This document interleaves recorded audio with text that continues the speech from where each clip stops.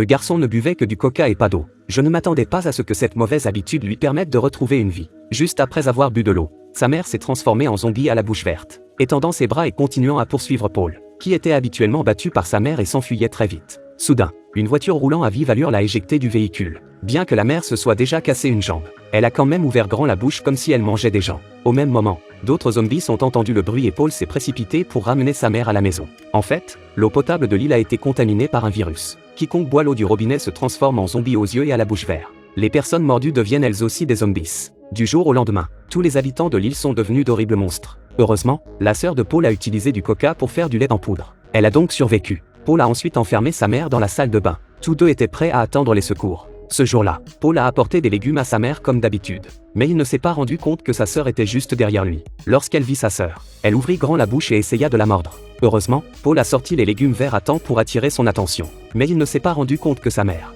qui avait une jambe cassée, briserait le poteau et mourrait lorsque le téléviseur la heurterait. Peu à peu, la nourriture dans la maison s'est raréfiée et ils ont bu tout le cola. Pour survivre, il ne pouvait qu'emmener sa sœur au plus grand supermarché de la région. Boire de l'eau non bouillie vous transformera en zombie à la bouche verte. Les capitalistes ont en effet introduit un virus mortel dans l'eau. Tous les habitants de l'île ont été transformés en zombies qui mordent tout le monde. Heureusement, Paul et sa sœur n'ont bu que du coca, ce qui leur a permis de s'échapper un moment. Mais comme la nourriture dans la maison se faisait de plus en plus rare, Paul ne pouvait que porter sa sœur jusqu'à l'hôpital. Paul n'a pu que porter sa sœur jusqu'au plus grand supermarché de la région. Mais avec tous les zombies à l'extérieur, Paul avait peur de passer à l'action. Mais il s'est vite rendu compte qu'il avait un chaton à la maison. Mais dès que Paul est sorti, tous les rôdeurs qui se trouvaient à l'extérieur du supermarché se sont lancés à sa poursuite. Heureusement, une main l'a tiré à l'intérieur du supermarché. Il s'est avéré qu'il y avait un autre survivant dans le supermarché, Charlie. Charlie et lui ont eu une conversation agréable. Ils ont essayé d'appeler à l'aide le monde extérieur. Mais les gens à l'extérieur se sont doutés qu'ils étaient potentiellement infectés et n'ont pas voulu venir les sauver. Pour continuer à vivre, ils doivent partir à la recherche de la forme originelle du virus pour empêcher sa fille de mordre. Charlie lui met une cage sur la tête. Mais le son de la voix de sa fille attire d'innombrables zombies. Heureusement, au moment critique,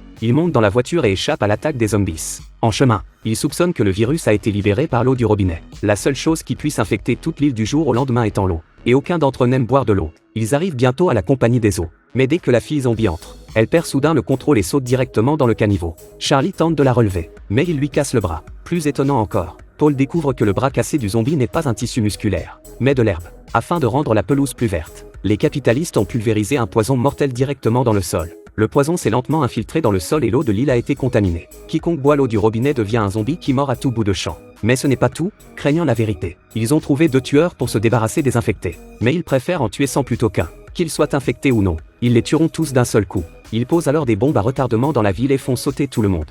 Heureusement, les survivants, Paul et Charlie, sont arrivés et ont désamorcé la bombe. Mais lorsque Paul a laissé sa sœur pour trouver l'antidote, les 2 tueurs ne se sont pas montrés. Les 2 tueurs n'ont eu aucune pitié lorsqu'ils ont vu la fille survivante. Ils ont versé sur elle des pilules vertes empoisonnées. La sœur, qui ne se doutait de rien, les a avalées une à une.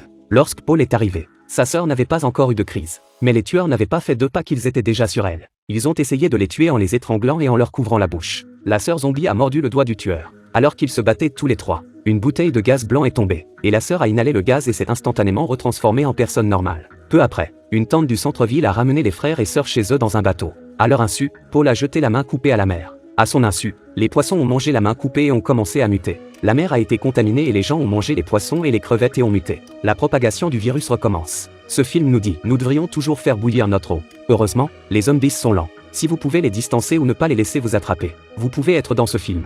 À la prochaine fois.